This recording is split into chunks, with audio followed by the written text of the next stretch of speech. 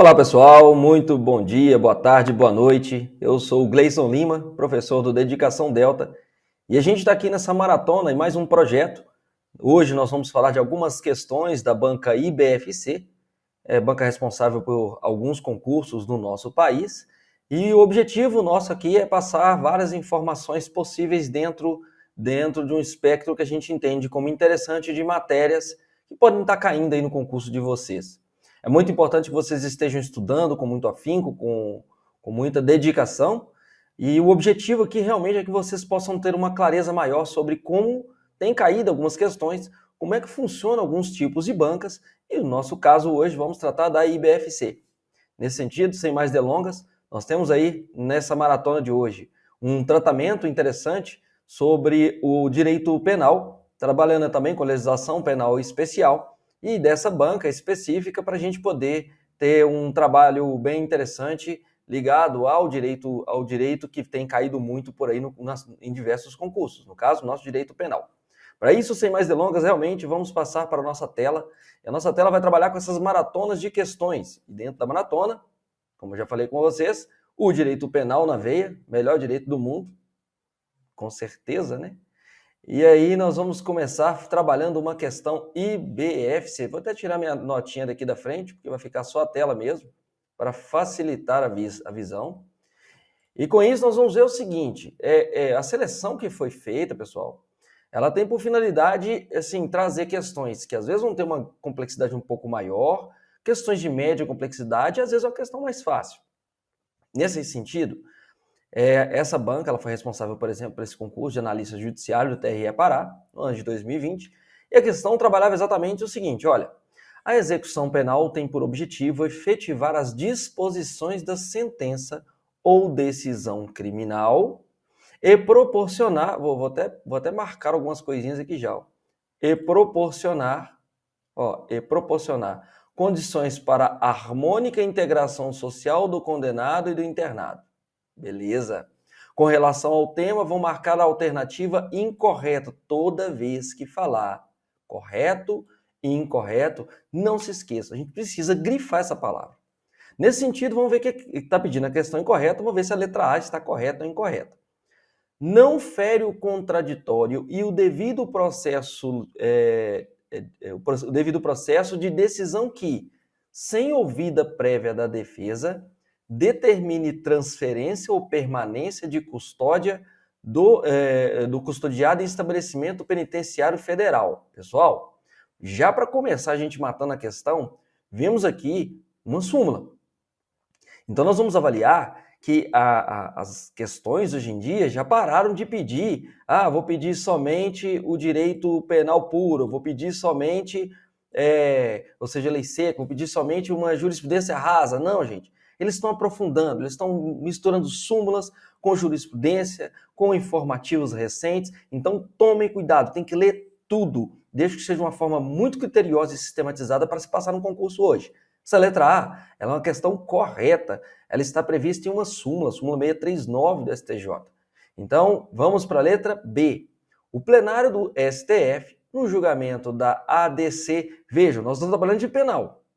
Só que quem trabalha com direito penal e aí está fazendo um concurso, certamente vai ter direito constitucional nesse concurso.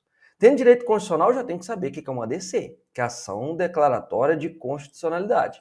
Por quê? Porque para quem já está estudando, você já conecta matérias. Quais são as características da ADC? Quem são os legitimados para ingressar com ação declaratória de constitucionalidade? Será que é o mesmo para ação direta de inconstitucionalidade? E assim vai. Tomem muito cuidado para estudar. O estudo hoje é complexo. Então vamos lá. O plenário do STF, no julgamento das ações declaratórias de constitucionalidade 43, 44 e 54, pacificou o entendimento no sentido de ser admitida a chamada execução provisória da pena. Opa! Gente, execução provisória da pena? Pode isso agora no Brasil? Desde o julgamento dessas ADCs? Não pode. Então já estamos com indício de que essa questão seja a incorreta. Então, continuando. Após prolação do acórdão condenatório em segunda instância, então posso executar provisoriamente a pena em segunda instância? Não posso. Sendo que isso não ofende o princípio constitucional da presunção da inocência. Né, gente? Então a questão está, de fato, uma questão errada. tá? Essa que temos que marcar, a letra B. Vamos para a letra C? O que a letra C me fala, que eu quero ver se ela está correta, né? Vai que tem mais de uma errada, né? O cumprimento de prisão domiciliar. Cuidado com esse terminho aqui, ó. Prisão domiciliar. Diferente de recolhimento domiciliar noturno, tá? A prisão domiciliar não impede a liberdade de culto, razão pela qual, considerada a possibilidade de controle de horário e de delimitação da área percorrida por meio de monitoramento eletrônico, o comparecimento a culto religioso não representa risco ao cumprimento da pena. Se o sujeito está em prisão domiciliar, ele foi deferida essa possibilidade de que ele possa, aí sim, valer-se da sua liberdade de culto para frequentar determinada religião, então isso também não colide com a própria ideia da prisão domiciliar. Então, essa questão, a letra C está correta. E a letra D? O indulto extingue os efeitos primários da condenação. Vejam, quais são os efeitos primários? A pena em si, mas não extingue os efeitos secundários, sejam penais ou extrapenais. Os efeitos secundários, o sujeito lançar o nome dele lá no rol dos culpados, ele ter a própria estabelecimento da reincidência. Extrapenal, os efeitos civis, os efeitos políticos, os efeitos administrativos. Então, o fato de existir um indulto a favor de alguém, vamos extinguir os efeitos primários de uma determinada condenação, mas não vamos extinguir os efeitos secundários. Também aqui a gente pacifica uma súmula. Portanto, letra A, C e D são questões corretas e a letra B, uma questão incorreta. Então, vamos marcar a letra B. Com isso, vamos lembrar de algumas coisas, gente. Vejam só.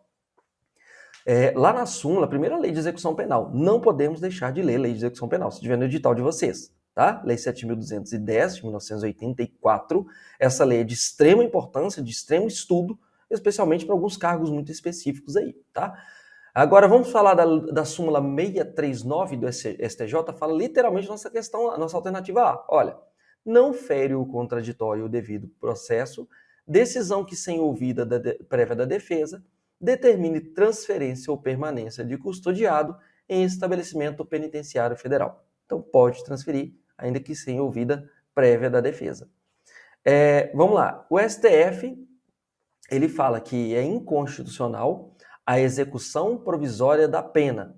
Quando a gente fala de uma ação declaratória de constitucionalidade, ela tem caráter ambivalente, caráter dúplice aí, né? Então, ao mesmo tempo que eu vou declarar constitucionalidade de determinado termo, eu posso eventualmente estar declarando a inconstitucionalidade de outras interpretações. Então, assim, nós afirmamos a constitucionalidade do artigo 283 do Código de Processo Penal. Quando a gente vai para a Constituição Federal, lá no artigo 5º, que referenda a maior parte das cláusulas pétreas, a gente vai falar lá que no inciso 57, que ninguém será considerado culpado até o trânsito em julgado da sentença penal condenatória. Nesse sentido, o que foi feito, e o STF assentou esse entendimento, é que é sim constitucional o artigo 283, que já existia no Código de Processo Penal. E ele, o artigo 283, fala o seguinte: ninguém poderá ser preso senão em flagrante delito ou por ordem escrita e fundamentada de autoridade judiciária competente, em decorrência de sentença condenatória transitada em julgado ou no curso da investigação do processo, em virtude de prisão temporária ou prisão preventiva. Lembremos que prisão temporária tem a sua lei própria e prisão preventiva está dentro do Código de Processo Penal, mas nenhuma das duas se confunde com execução provisória da pena. Bacana? E a gente avança aqui, ó. No nosso avanço, a gente vai lembrar que não podemos confundir. Recolhimento domiciliar noturno não é prisão domiciliar. Recolhimento domiciliar noturno é uma das medidas cautelares diversas da prisão, que estão previstas lá no artigo 319 do Código de Processo Penal. Lá, vai falar no inciso 5º aqui, que o recolhimento domiciliar no período noturno e nos dias de folga, quando o investigado ou acusado tenha residência e trabalho fixos. Essa é uma medida cautelar que se instaura quando ela é alternativa à prisão preventiva. Ou seja, a regra é a liberdade, mas não quer dizer que não se possam colocar medidas alternativas a esta prisão.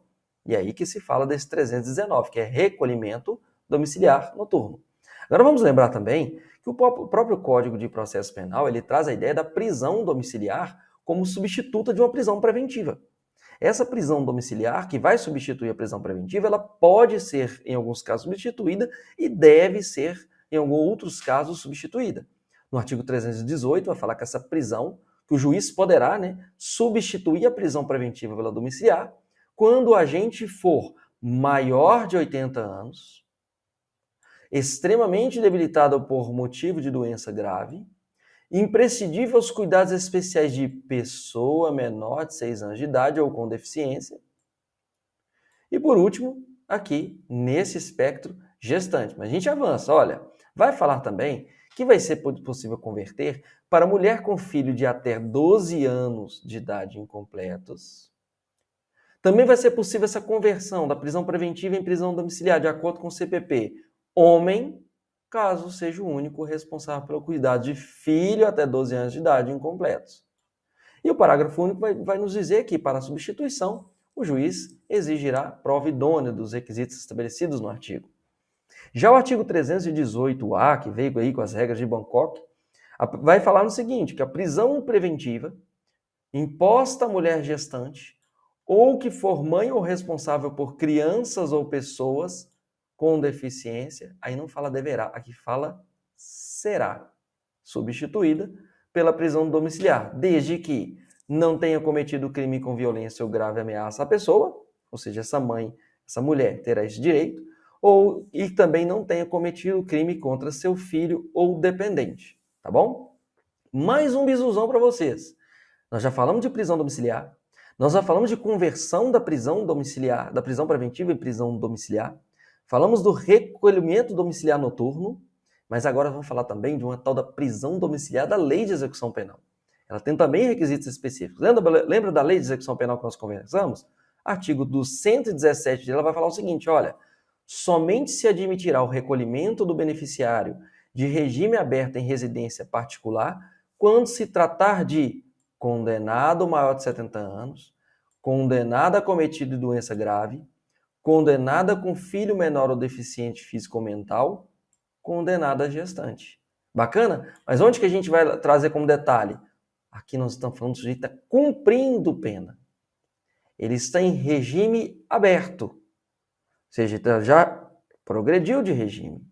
E aí ele vai poder ser recolhido em residência particular, totalmente diferente das hipóteses anteriores. Então fiquem bem espertos com isso. Para fechar com chave de ouro, súmula 631, que nós já falamos, que é a alternativa D da questão, fala o seguinte, o indulto, ele extingue os efeitos primários da condenação, que é a pretensão executória, mas não atinge os efeitos secundários penais ou extrapenais. Fechamos? Vamos avançar para a questão de número 2. Vamos tirar minha cara bonita daqui, ó. Deixar só mesmo as informações. Por enquanto. Aliás, eu vou colocar minha cara bonita aqui embaixo. Ó, como é que ficou bonitinho. Pronto, resolvido. Mais uma questão para analista judiciário. Essa questão é gostosa de se fazer para você poder entender um pouco. Aqui é uma questão de maratona, não vou poder entrar muito em detalhes, mas vejam só o nível dessa questão, que interessante. Quanto ao erro sobre elemento de tipo, os elementos do tipo, e erro sobre a ilicitude do fato, analise as afirmativas abaixo e dê valores verdadeiro ou falso. Olha que coisinha, hein? Não cabe incidência de erro de tipo. Erro de tipo, lembremos, erro sobre os elementos constitutivos do tipo legal. Está falando aqui, ó, não cabe a incidência do erro de tipo nos crimes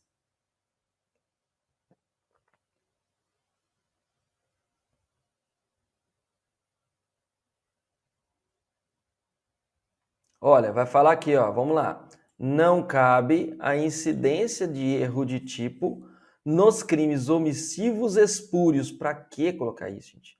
Homicídio espúrio é homicídio impróprio, lá do artigo 13 do Código Penal. Falando que não cabe erro de tipo nos crimes de homicídios impróprios. Já vão avançar que cabe sim, tá? Então isso aqui já está falso. Mas vamos lá. Em face do dever de agir para evitar o resultado, levando-se em conta a relação de normalidade ou perigo de caso concreto. Gente, o erro de tipo, vamos falar do erro de tipo essencial, que tem o erro de tipo acidental, erro de tipo essencial. O erro de tipo tratado no código é o erro de tipo essencial. Nesse erro de tipo, ele é um erro que o sujeito tem sobre os elementos constitutivos do tipo legal. Sabe quando o sujeito vai lá e pega uma carteira que é de alguém achando que é própria? Ele subtraiu a carteira de alguém? Não, porque na verdade, por mais que ele tivesse pegado aquela carteira de uma determinada pessoa, a bem da verdade ele achava que era dele. Se ele realmente achava que era dele e houve um erro aí, ele não subtraiu algo de alguém, que ele pensava que era dele. Então ele se equivocou quanto um elemento constitutivo do tipo legal. Então isso é possível também nos crimes omissivos impróprios? São possíveis. Isso por quê? Porque o crime omissivo impróprio, em que nós temos aí a figura do garantidor, que veio com a palavra omissivo espúrias, isso aqui é só para arrebentar mesmo com um candidato, nós temos a possibilidade, sim, vamos dar um exemplo. Um sujeito que por exemplo, aí ele é um salva-vidas, e ele vê uma pessoa que está ali se debatendo na água, só que ele acha que realmente a pessoa não está se debatendo, ela está brincando com um colega. E quando vai ver, a pessoa vai lá e se afoga. Nós temos a figura de um garantidor, que deveria ter lhe salvado aquela pessoa, sim. Mas ele não salvou por quê? Porque ele se equivocou. Quando ele olhou, ele acreditou que era uma coisa e era outra. Nesse sentido, nós podemos aplicar a possibilidade do erro de tipo em crime omissivo impróprio, também denominado aí omissivo espúrio? Podemos. Então, quando fala no início da questão não cabe a incidência, cabe sim. Por isso que essa questão é falsa. Beleza. Vamos na próxima, que é a alternativa. O erro relativo à existência de uma causa de exclusão de ilicitude consiste em discriminante putativa de erro de proibição. Vamos lá. Erro de proibição é realmente um erro sobre a ilicitude do fato? Sim. Agora, quando eu falo de discriminante putativa, essa possibilidade de ter um erro de proibição, ela vai excluir a ilicitude desse fato? Pode excluir, sim. A depender da teoria adotada, vai ser um erro de tipo permissivo ou um erro de proibição indireto. Mas vamos lá. Nesse caso, se inexcusável, ou seja, se não desculpável o erro, afasta-se o dolo, subsistindo a responsabilidade por crime culposo. Gente, se previsto em lei. Não. Quando nós temos um erro de proibição, diferentemente do erro de tipo, no erro de proibição, quando não se desculpa esse erro, o sujeito vai responder pelo crime, porém com a pena diminuída. Não tem elemento de mudar do dolo para culpa. Quem muda de dolo para culpa é erro de tipo. É sim uma matéria complexa, difícil e aprofundada. Todo mundo que tem que ver aí, quem quer estudar de verdade, tem que aprender erro de tipo e erro de proibição. Existem aulas exclusivas para isso, inclusive no canal. Mas aqui nós estamos tratando de resolver uma questão. Vejam só. Erro de proibição. A primeira parte da questão está certa. O erro relativo à existência de uma causa de exclusão de ilicitude consiste no discriminante putativo por erro de proibição. O desenho está errado. Pode dizer que não está totalmente certinha, não, mas dá para colocar como certo, que pode ser erro de tipo permissivo ou erro de proibição indireto. Beleza. Aí fala, nesse caso, se não desculpável o erro, afasta-se o dolo. Não se afasta o dolo. Mantém-se o dolo, mas poderá ter a pena diminuída. Essa é a função do erro de proibição. Tá bom? Agora, e se fosse excusável o crime? Aí o sujeito seria isento de pena. É diferente. Vamos lá, então essa aqui também é falsa. Gente, fazendo questão, como é que a gente faz? Já olha lá no gabarito, né? Onde tem dois falsos seguidos? Pô, já até mata a questão aqui, já está na B. Vamos ver se está na B mesmo. Próxima alternativa. O agente provocador que atua dolosamente deverá ser imputado de forma dolosa o crime cometido pelo provocado. Ou seja, ele provocou alguém para praticar determinado crime e ele vai responder como dolosamente pela provocação que fez. Exatamente. Já o agente provocado ficará impune, desde que excusável o seu erro. Sim, ele foi induzido a erro. Ele foi e é excusável, é desculpável aquilo que ele fez. Qualquer um, numa situação parecida com a dele, agiria da mesma forma. Então, nesse caso, o sujeito que provocou vai responder com dolo e o sujeito que não provocou não vai responder pelo crime. Isso, então, é verdadeiro. E o próximo aqui incide sobre o erro em persona, errou a pessoa, tá? A teoria da equivalência do bem jurídico atingido. Perfeito. Eu quero atingir uma determinada pessoa. Eu vou e me confundo. Eu achei que era aquela pessoa e era uma outra. Olha que eu não errei a minha execução. Eu errei em relação à pessoa. Entendeu? Neste caso, o agente responderá pelo crime praticado, porém, no momento da aplicação da pena, serão consideradas as condições da vítima virtual. Sim, eu queria acertar um sujeito A, que eu achava que era uma pessoa que vinha me roubar, por exemplo. Eu vou ir acerto. Não, eu vou querer acertar essa pessoa por qualquer motivo, tá? Pessoa A. Porém, eu olho para essa pessoa e confundo ela com o irmão dela. Tá certo? E eu queria acertar o A e acerto o B, que é o irmão. Neste momento, o juiz vai considerar como se eu tivesse acertado o B. Então, se tiver alguma majorante, por qualquer motivo tiver que aumentar, diminuir a pena, seja o que for, vai ser considerada a vítima que eu queria e não aquela que eu efetivamente acertei. E aí nós temos a teoria da equivalência, por isso vai se considerar a vítima virtual. Então, portanto, uma questão difícil, tá? Difícil. Letra B, exige conhecimento, fundando aí o conhecimento dentro de direito penal, erro de tipo e erro de proibição. Quer dominar direito penal? Aprenda bem erro de tipo e erro de proibição. Vamos lá. Pois é, deu a letra B mesmo, tudo certinho. E vamos para alguns comentários. Vamos lembrar que erro de tipo é erro sobre elemento constitutivo de tipo legal, tá? No artigo 20, ele exclui o dolo. Viu lá que o erro de proibição que estava falando que exclui o dolo é o erro de tipo que exclui o dolo, mas permite a punição por crime culposo se prevista em lei. O que o Código trabalha com essência é o erro de tipo essencial, que aplica o artigo 20. Mas o erro de tipo acidental, seja o erro por pessoa, erro na execução do delito, erro do crime, todos esses aí, aberrácio cause, todos esses aí são erros de tipo acidental que não tem nada a ver de excluir dolo, o sujeito vai responder pelo mesmo jeito, tá? Crime omissivo, nós temos a omissão própria ou pura, e nós temos a omissão imprópria, né? Crime omissivo impróprio, omissão imprópria, impura, espúria, como trouxe a questão lá, lembra da espúria? Sacanagem, foi lá, né? Ou comissivos por omissão. O que a gente tem que lembrar é o seguinte, vou dar um exemplo aqui. Omissão de socorro. Gente, deixar de prestar assistência. Gente, tem cara de quê? Omissão própria ou omissão imprópria? Aqui é uma omissão própria. Lá, prevista bonitinho no nosso Código Penal. Tá certo? Então, o artigo 135 do Código Penal é um exemplo de omissão própria. Agora, quando a gente vai falar de omissão imprópria, nós estamos falando de um tipo remetido aqui. Nós estamos falando dos garantidores. O artigo 13, parágrafo 2º, vai falar a omissão é penalmente relevante. Eu vou até trazer minha fotinha para cima aqui, ó, que legal. Pronto. A omissão é penalmente relevante quando o omitente devia e podia agir para evitar o resultado. O dever de agir incumbe a quem tenha por lei obrigação de cuidado, proteção ou vigilância. De outra forma, assumiu a responsabilidade de impedir o resultado e com seu comportamento anterior criou o risco da ocorrência do resultado, tá? Nós temos até esse exemplo aqui já, que no erro de tipo é possível o erro de tipo nos crimes omissivos impróprios. É aquele exemplo do salva-vidas que nós demos aqui, tá bom? Vamos lembrar que o erro de proibição é o erro sobre a ilicitude do fato, ou seja, o desconhecimento da lei é inexcusável. Mas o erro sobre a ilicitude do fato, seja sobre a existência, sobre os limites aí, o erro sobre a ilicitude do fato, se inevitável, isento de pena. Se evitável, poderá diminuí-la de 1/6 a 1/3. E não aqui converter em culpa, etc. Então, toda vez que falar possibilidade de conversão de culpa dentro do erro, nós estamos falando de erro de tipo. Quando nós estamos falando de possibilidade de diminuir a pena, falamos de erro de proibição. O erro quanto à existência e limites, né, da discriminante putativa. Teorias limitada e extremada da culpabilidade são aquelas utilizadas para explicar eventualmente ali na culpabilidade a extensão dessa própria culpabilidade, especialmente demarcando a ideia de discriminante putativa.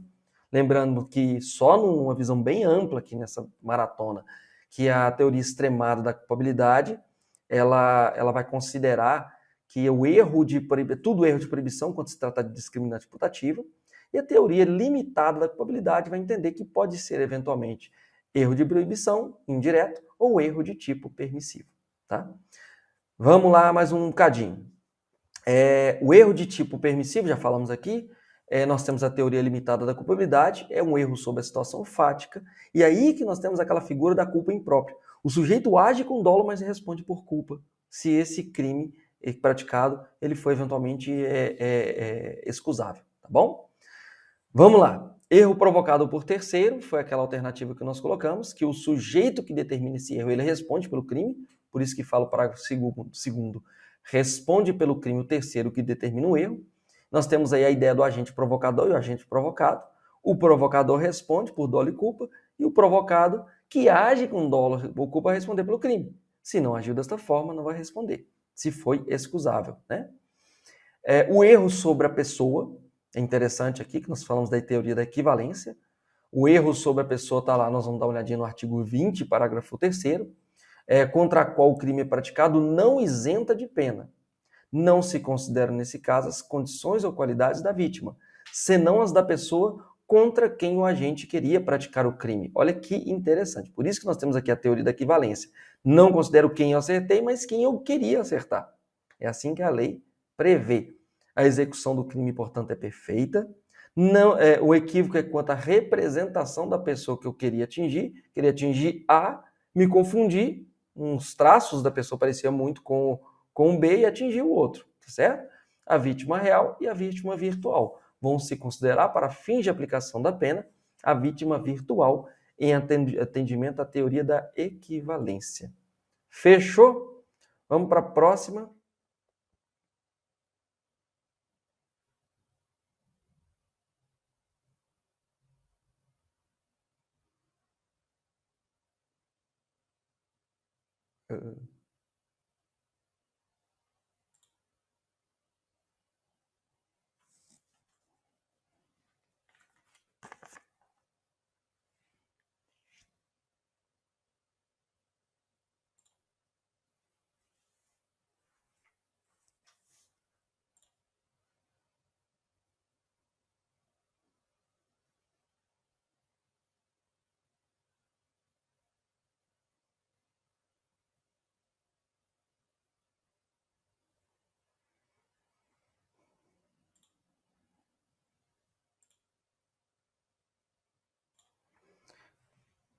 Então vamos lá, pessoal, vamos para a próxima questão de número 3 aí.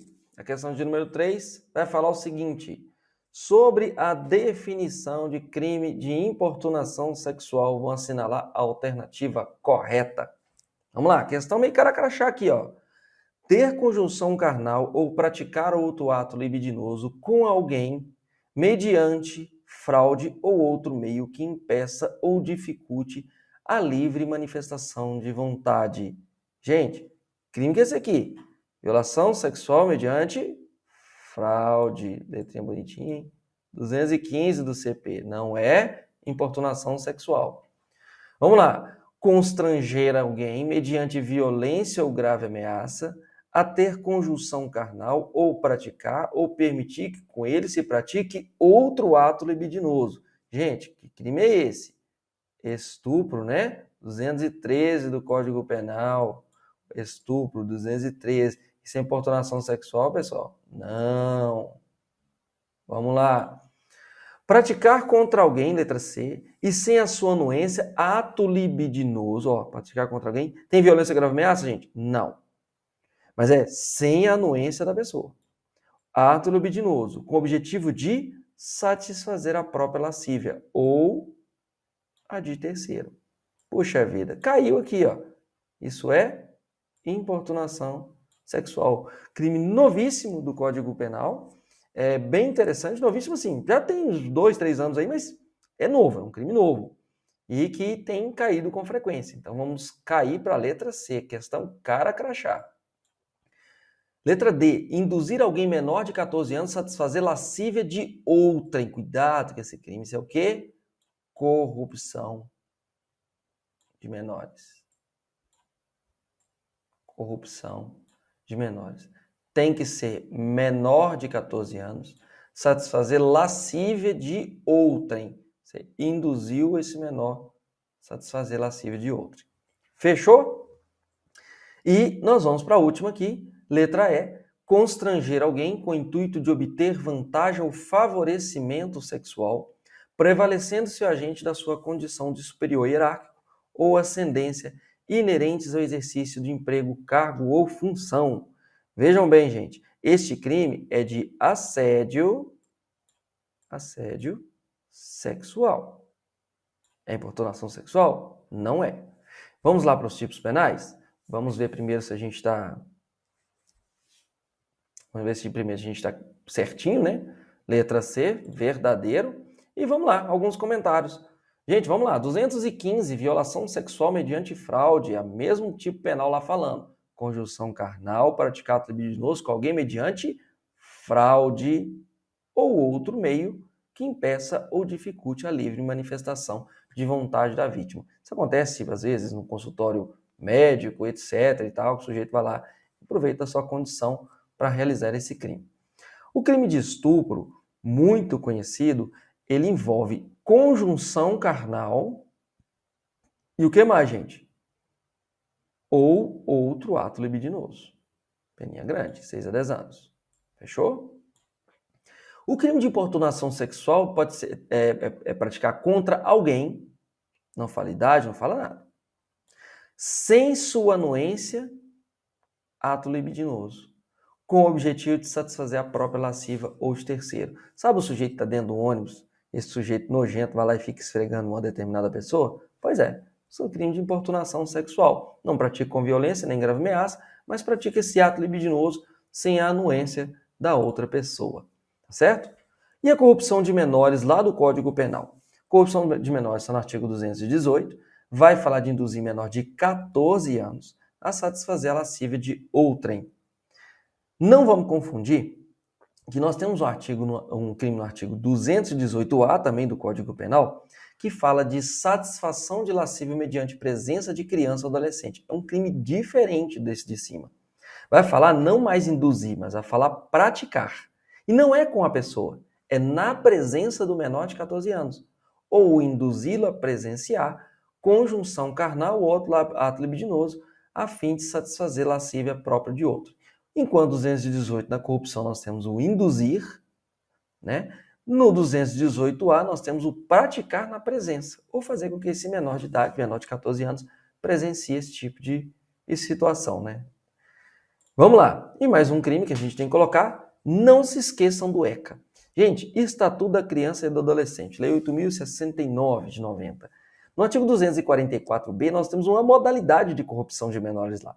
Só que enquanto no Código Penal é uma corrupção voltada à lascívia, voltada à questão da concupiscência, do sexo, nós temos o artigo 244b, que fala daquele que corrompe ou facilita a corrupção de menor de 18 anos.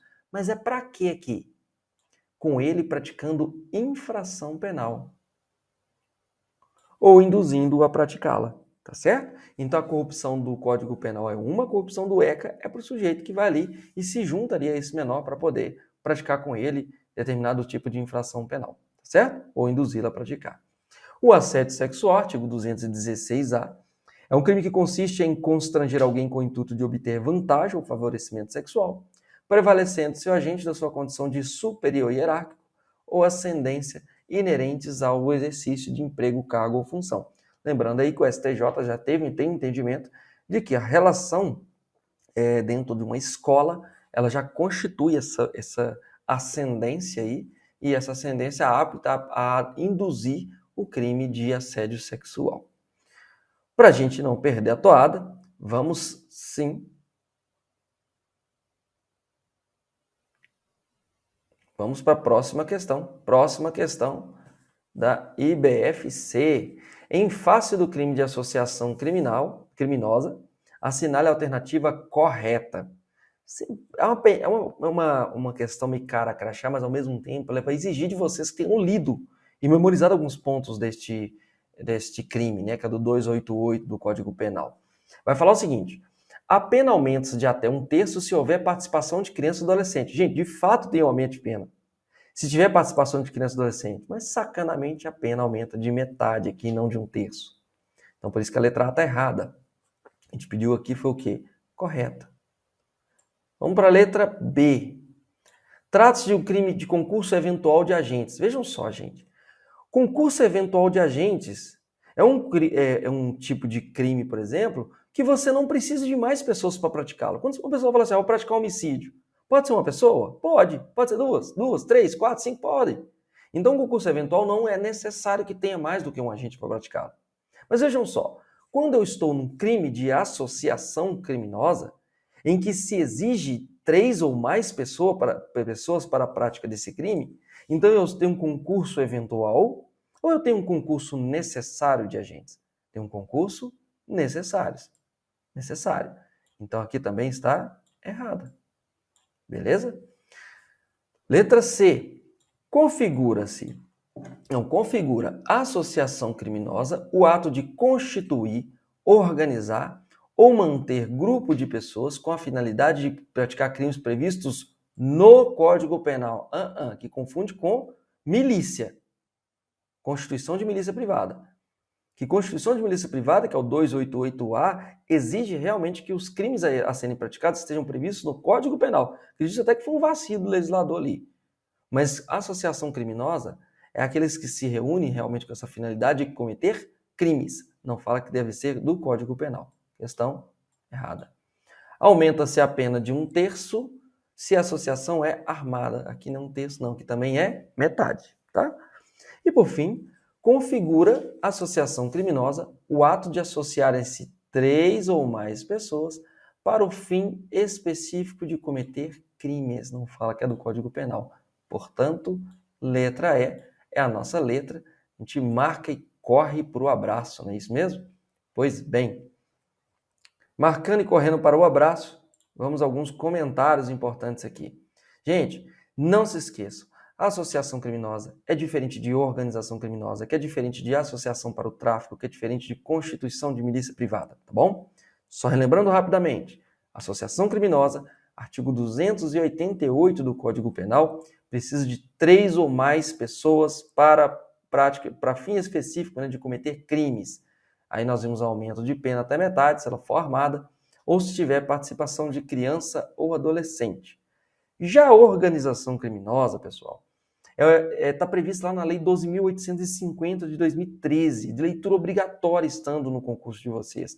Lá nós temos vários institutos, colaboração premiada, infiltração de agentes, tem infiltração em virtual, mas aqui, o que nos interessa mais aqui, nesse ponto, é lembrar que a organização criminosa, diferentemente da associação criminosa, ela necessita que haja mais 4 ou mais pessoas, estruturalmente ordenada e caracterizada pela divisão de tarefas, mesmo que informalmente. E o objetivo, obter vantagem de qualquer natureza, de forma direta ou indireta, mediante a prática de infrações penais cujas penas sejam superiores, não são iguais ou superiores não, tá, gente? Cuidado com o concurso.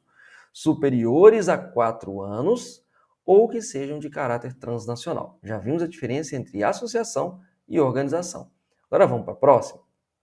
Quando a gente vai na próxima aqui, que é a associação para o tráfico, no artigo 35 da 11.343, ela vai falar o seguinte, ó, associarem-se 2 ou mais pessoas para o fim de praticar reiteradamente ou não qualquer dos crimes previstos nos artigos 33 caput, parágrafo 1º e 34 desta lei. Beleza, então já temos que associação para o tráfico, 2 ou mais pessoas. Associação criminosa, 3 ou mais pessoas. Organização criminosa, 4 ou mais pessoas. A Constituição de milícia privada, vejam que nela não tem previsão de quantidade de pessoas. Ela só vai falar o seguinte, olha, constituir, organizar, integrar, manter ou custear organização paramilitar, milícia particular, grupo ou esquadrão, com a finalidade de praticar qualquer dos crimes previstos nesse código. O interessante aqui é que a doutrina construiu algo falando, olha, a Constituição de milícia privada exige 3 ou mais pessoas, assim como fala a associação criminosa, mas isso não é posicionamento determinante da lei. A lei não fala desse assunto. Vamos avançar? Ó, um bizuzinho que eu vou dar para vocês. Quando a gente fala de associação criminosa, quantos S's nós temos? 3 S's. Se temos 3 S's, 3 ou mais pessoas. Quando a gente fala de associação para o tráfico, nós temos quantos S's? 2 S's. Então nós temos 2 ou mais pessoas. Já quando falamos de organização criminosa, nós temos 4 letras A. 4 letras A, 4 ou mais pessoas. Um bizu bacana para vocês não perderem a memorização na hora da prova, com certeza vai salvar aí, tá bom? Lembramos que o concurso de agentes, nós já tratamos aqui a ideia de concurso necessário e concurso eventual. Já nesses crimes que nós trouxemos aqui, são todos crimes de concurso necessário. Eu preciso de ter mais pessoas para que o crime realmente se configure. Fechou? Só para lembrar aqui que a associação criminosa do Código Penal é para a prática de crimes previstos ou não no Código Penal e que quando se fala de milícia privada, necessariamente tem que ser crimes praticados que estão previstos no Código Penal. Avancemos para a quinta questão agora, também da banca IBFC. O que nós vamos falar aqui, ó? A entrada em vigor da nova lei de drogas, revogando a anterior, fez com que o crime de porte de drogas para consumo pessoal deixasse de prever a aplicação da pena privativa de liberdade, passando a adotar as seguintes como sanções: advertência sobre os efeitos das drogas, prestação de serviço à comunidade e medida educativa de comparecimento a programa ou curso educativo. Nesse sentido, no que tange a pena aplicada ao autor do citado delito, é correto afirmar que a nova lei de drogas constitui exemplo de... Gente, é uma novatio legis não incriminadora? Foi uma norma que veio aqui para explicar um assunto? Ou foi uma norma que veio tratando de crime de pena? Crime e pena. Por mais que uma pena que não seja privativa de liberdade, mas é de crime e pena. Então, não é uma nova lei, novatio legis, nova lei não incriminadora. Ao revés, é uma lei incriminadora. Abolisse os crimes? Não, gente, continua sendo crime, tá certo? O aporte de drogas para consumo pessoal ainda é um crime, lá do artigo 28 da lei. É uma novatio legis impejus, pejus, gente, pejus, lembra do pezinho aqui, ó. Pejus tas, prejuízo, tá? É pior. Espera aí, se eu tirei a ideia da pena privativa de liberdade, aqui, olha, deixasse de prever a aplicação da pena privativa de liberdade, ela foi pior? Não. Então não é uma novatio legis, ou seja, uma nova lei, impejus, ou seja, uma nova lei que vai trazer prejuízo. Mas ao contrário, ela vai ser uma novatio legis in melius. In melius é o que, gente? Melhor. Se ela é melhor, ela vai ser aplicada. Então, vou marcar já a letra D. Agora, seria uma lei intermediária? O que é a lei intermediária? Ela não estava vigente nem no momento que a pessoa praticou o crime, nem no momento que o sujeito foi condenado. Essa lei ela aconteceu no meio do caminho. Olha, no momento que o sujeito praticou um crime, tinha uma lei. Aí, de repente, fizeram uma nova lei, tratando daquele assunto, revogou a anterior. E antes do sujeito ser julgado, veio uma nova lei. Ou seja, a lei intermediária ficou no meio do caminho, entre o crime e a decisão judicial, a sentença, tá? Então vamos lá. Então também não é uma lei intermediária. Vamos trazer alguns pontos aqui, algumas explicações, para que vocês possam se inteirar do assunto. Portanto, realmente, de fato, é a letra D. Letra D. Não, vou começar por aqui, ó. Novatio legis incriminadora, a gente cria uma nova figura penal, quando ela é incriminadora. Mas quando ela não é incriminadora, são normas que não prevêem infrações penais. Sabe quando a gente está ali no artigo 327 do Código Penal, e a gente vai trabalhar o conceito de funcionário público? Pois é, quando a gente trabalha o conceito de funcionário público, nós estamos trabalhando numa lei que não é incriminadora, só está explicando um assunto.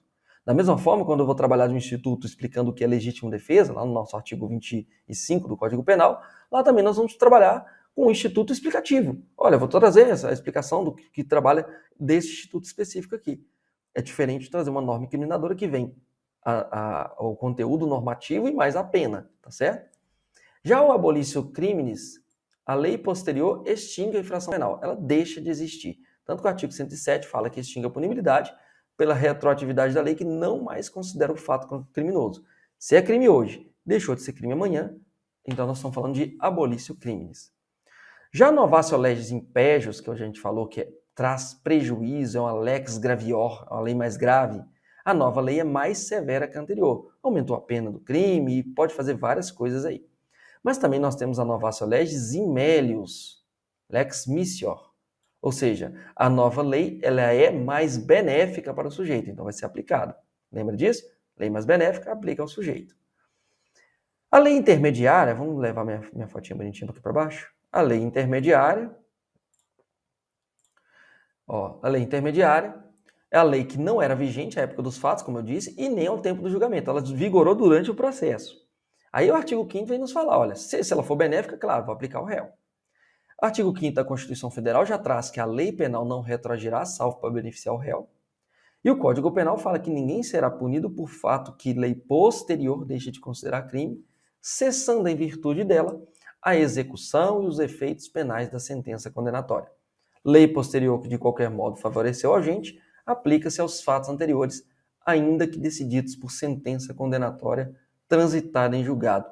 Só para lembrar um bizuzinho final aqui, melius, M, melhor. Até o nome já dá para lembrar, né? E pejus, pior para o réu. Fechou?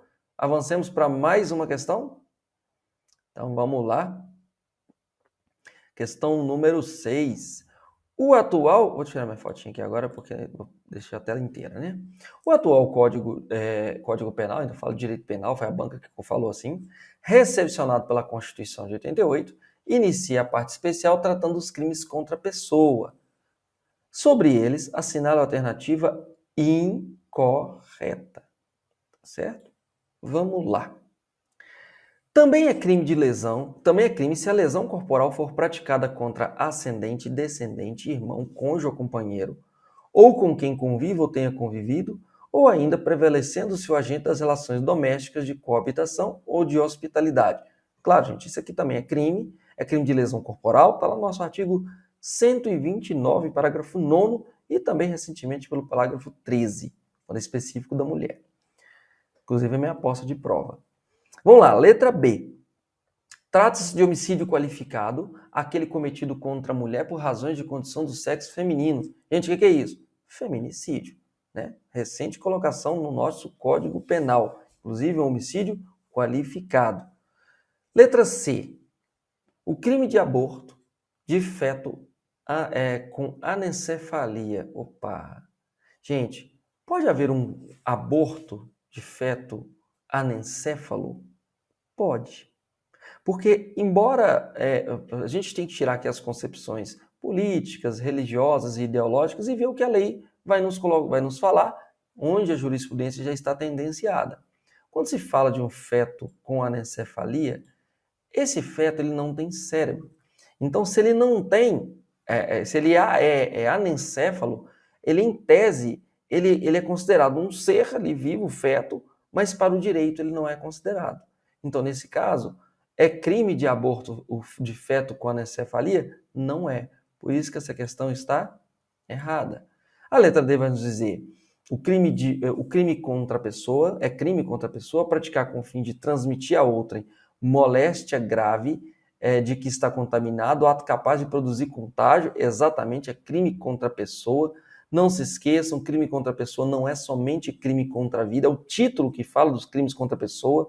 Dentro desses crimes contra a pessoa, inauguramos os crimes contra a vida, depois nós vamos para os crimes contra a integridade física, crimes contra a periclitação da saúde, nós temos aí até mesmo crime contra a honra. Então, não se esqueça que crime contra a pessoa não está falando só de homicídio, tá bom? E por último, portanto a letra D é verdadeira, né? Por último, é crime abandonar a pessoa que está sob seu cuidado, guarda ou vigilância ou autoridade e por qualquer motivo incapaz de defender-se dos riscos resultantes do abandono. Perfeitamente, também é mais um dos crimes previstos ali nos crimes contra a pessoa. Portanto, a nossa letra C é a nossa letra considerada correta, mas na verdade ela é a incorreta, né? Mas é a letra C que deve ser marcada. E vamos para alguns pequenos apontamentos aqui, para a gente poder entender melhor, explicar melhor essas considerações. Vamos lá. O Código Penal, no artigo 129, parágrafo 9º, vai falar sobre a lesão corporal praticada contra ascendente, descendente, irmão, cônjuge, companheiro, ou com quem convive ou tenha convivido, ou ainda prevalecendo agentes nas relações domésticas de coabitação e hospitalidade. Onde está a minha aposta aqui? Está no parágrafo 13. O parágrafo 13 vai falar que se a lesão for praticada contra a mulher, por razões de condição do sexo feminino,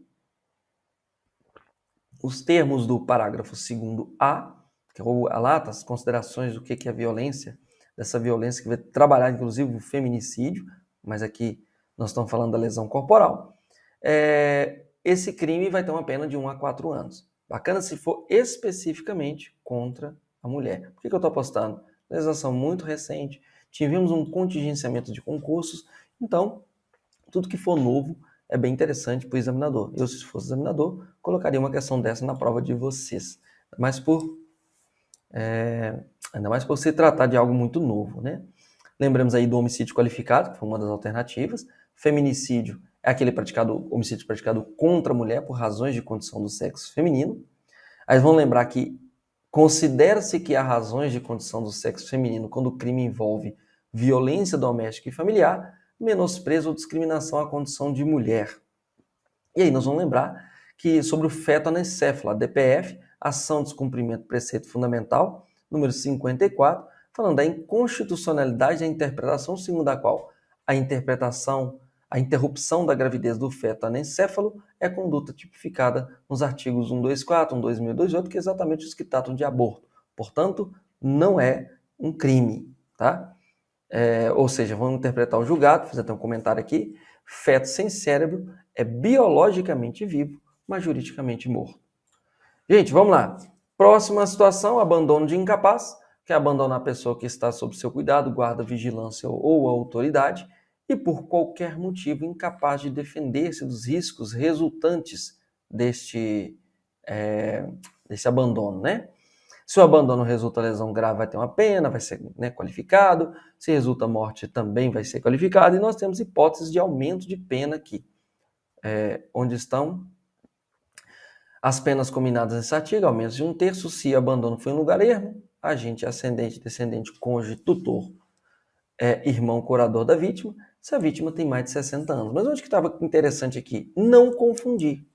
Não confundir o 133, que é abandono de capaz, tá certo? Com o 134, que é exposição ao abandono de recém-nascido. Tem esse objetivo jurídico específico aqui. Vai falar, ó, expor, abandonar recém-nascido. Mas qual que é a finalidade? Para ocultar desonra própria. Neste caso, detenção de 6 meses a 2 anos. Até a pena até menor. Mas não se esqueça, são crimes diferentes. Falou de abandono de recém-nascido, vamos verificar se a questão falou. É para ocultar desonra própria? É. Então nós vamos ficar no 134, que é a exposição ao abandono de recém-nascido.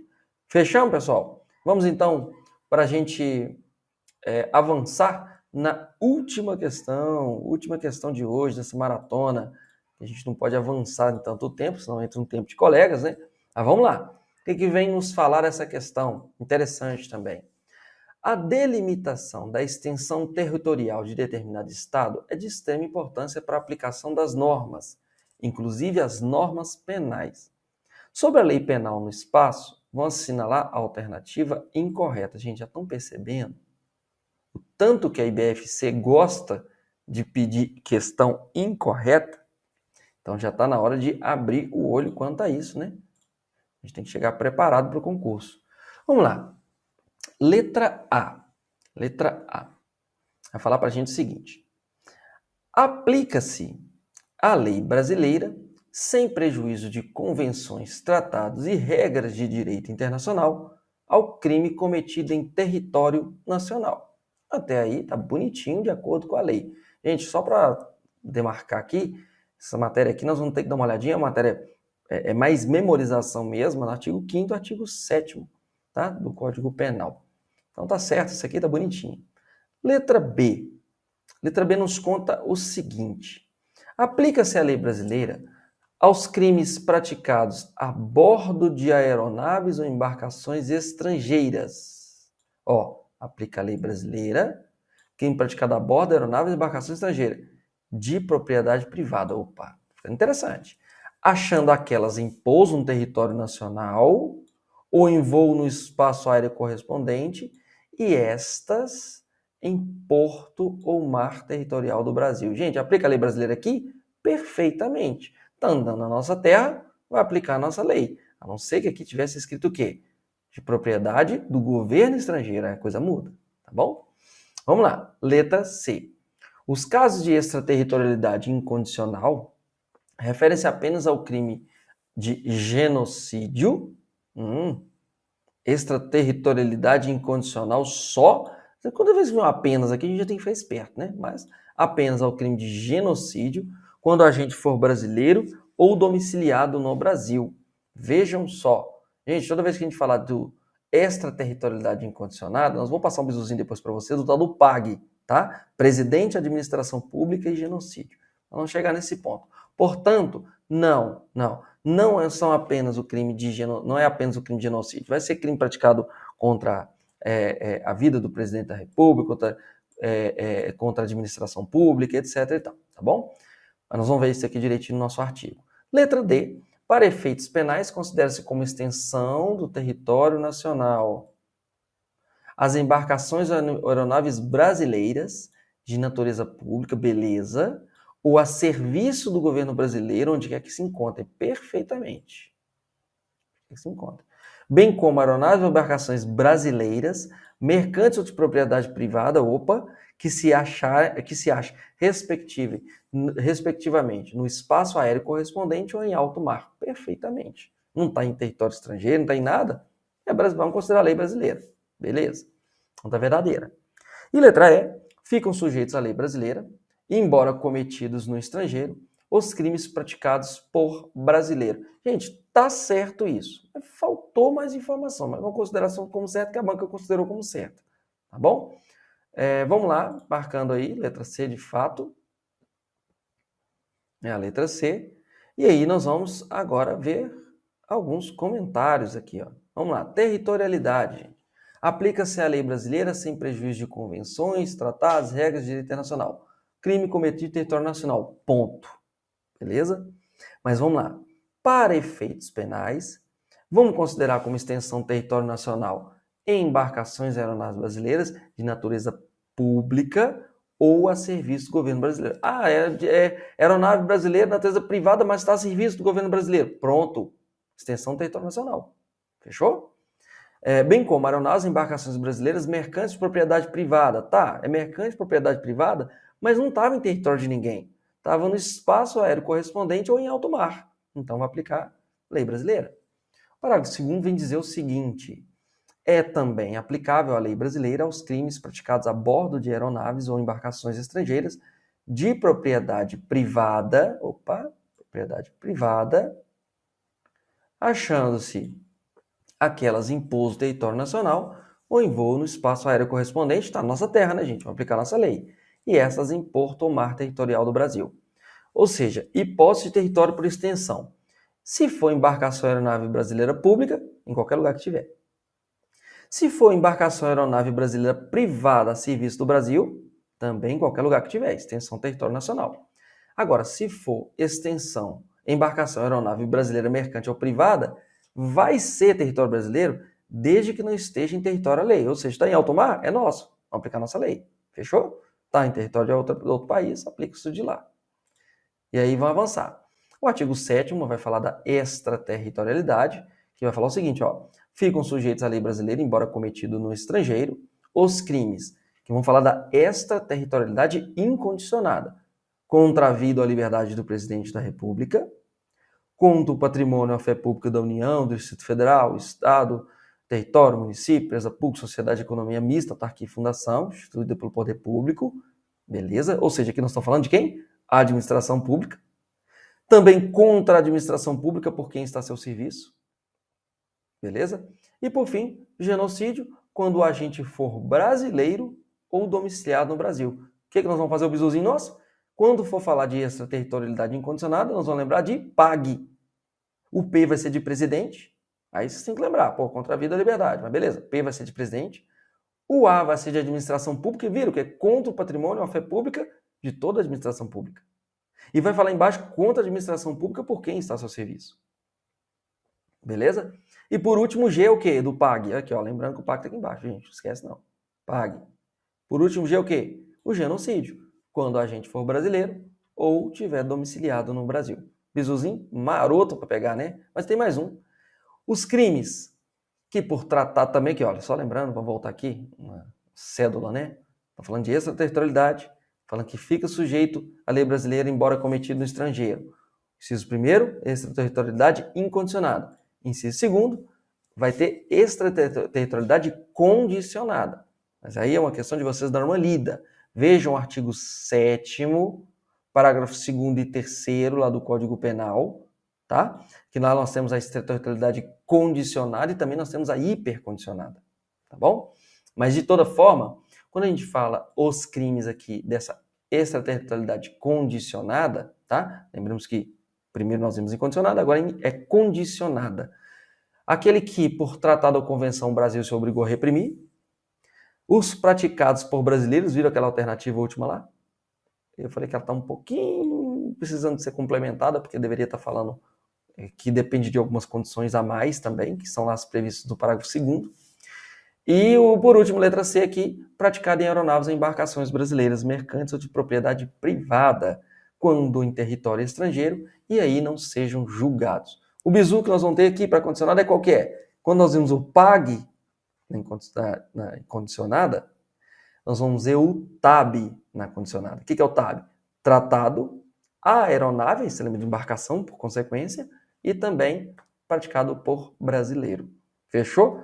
Memorizem isso, porque para vocês, cada vez mais que vocês forem espertos em memorizarem, trouxerem isso aí para a realidade de vocês, está mais perto aí do tão desejado cargo. Bacana? Por aqui, eu desejo excelentes estudos, não são apenas bons, mas excelentes estudos para todos vocês, e que a gente se encontre no próximo vídeo, tá bom?